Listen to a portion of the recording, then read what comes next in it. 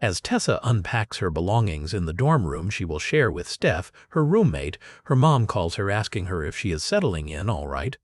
Steph can be overheard talking about the after-party they're planning later that night. Teresa admits that she's there with a roommate, although what her mom sees may or may not be the truth as she continues to navigate her world at college. As they say goodbye, Steph offers to get Teresa out of the dorm and introduce her to some people at the party, but Teresa hesitates, revealing to Stephanie that Noah, her boyfriend, is back home and would not approve.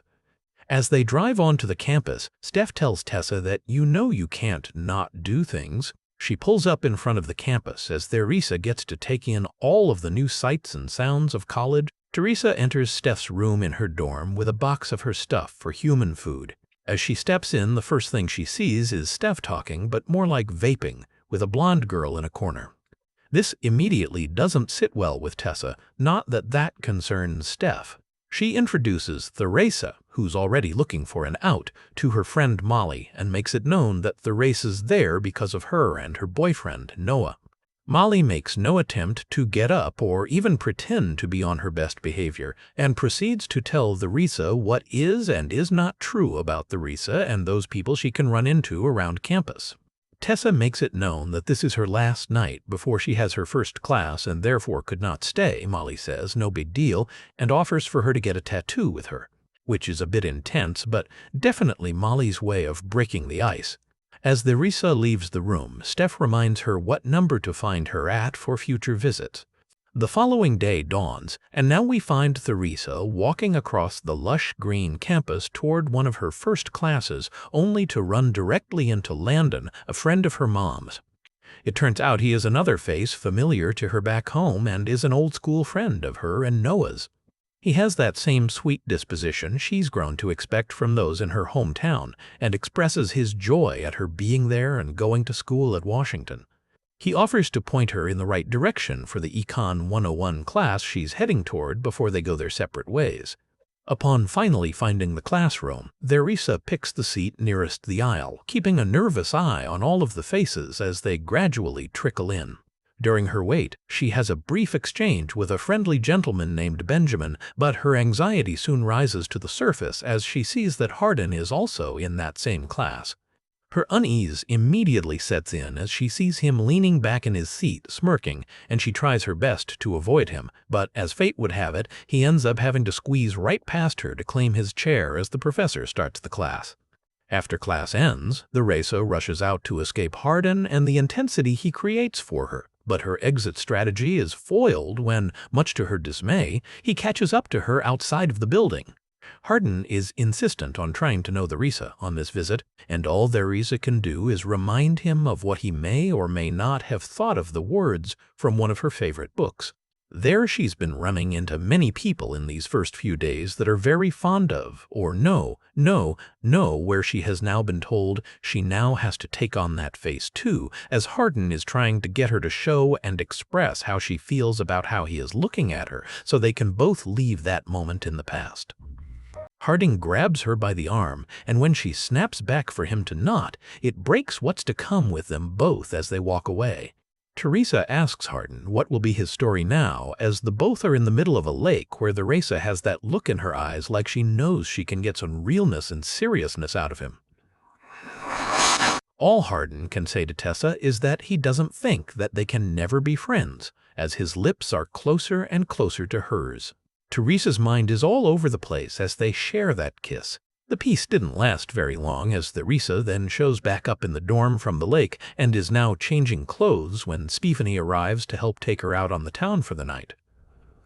She shares with her that while he has always been there, all those times Tessa has felt that he was not. Even though that isn't really how it went down, it wasn't the entire truth either. Hardin pulls up to her house and holds a dress out to her. It is known as the first time he has actually taken the time to pick and purchase something for her. She's flattered until, on the way to wherever it is they're going, they end up running directly into Molly and the rest of her friends. All of the girls start saying how they were all just headed out to this same place, so why don't they all just ride together? Tessa isn't all in on it, but all the girls agree that that's where they need to be and how great it is to see each other while Molly is trying to get them all to play this game. What's to come is that the girls had to pick out a scenario, and then there was a guy that had to live up to the scenario by any means. Hardin, who's obviously not in the mood, is trying to make an out and get out of playing. So instead, to get him to do it, the girls all make an agreement that Hardin has to do whatever she says for the rest of the time they're all together, and that goes the same as vice versa.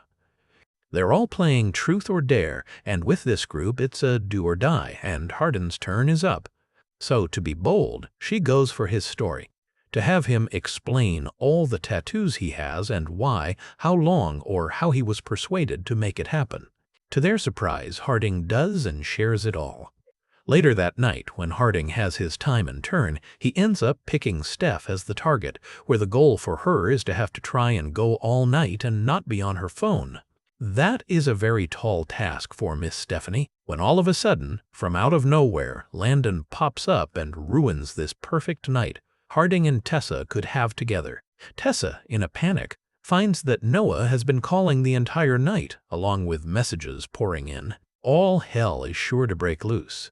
Noah's calls and messages are enough to stir up trouble, but this night is nothing like the real truths about to be shared, as they both get called out to see the parents of Landon. While Tessa and Hardin are conversing with both the mother and father of Landon, it is clear that Tessa and Landon know each other, and it is also mentioned that Landon told them that Tessa will be joining Professor Soto.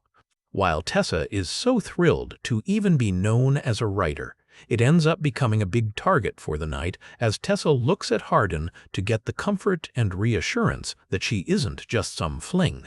When she ends up asking him what he's looking at and if that night even means anything, his response isn't a bad one as he tells her that she's annoying and complicated, but that is exactly what he wants. She seems to want him to be more serious. They end up finding peace and having a bath, but like clockwork, all good things come to an end when Steph shows with messages pouring in from Molly. The texts have a picture attached that has Tessa and Hardin caught up in an old habit of the circle of trust, but clearly, this time, it's an innocent photo. Hardin feels the need to run out of there and to the pub. Tessa is left alone and in the middle, while both Molly and Steph claim to have not said or even done anything. Tessa, in her panic, just decides to leave and not be around anyone to make sure no further problems are stirred up. The next morning, Tessa shows up and, to her surprise, Landon is there. He asks why she left in the first place. The reasoning behind it is just that he is tired of her and Hardin, like many others who know them and see them from a distance. Tessa, in a rage, goes to the pub for Hardin and comes out to the story and truth of what Molly had caught on camera, the boys doing dares that had to do with the girls. All Hardin could reply with was that it was before her, but he still didn't understand why, all of a sudden, it was about that, when there was another major fact that was not being talked about. Thanks for tuning in. Stay curious, stay awesome, and don't forget to hit that subscribe button for more amazing content.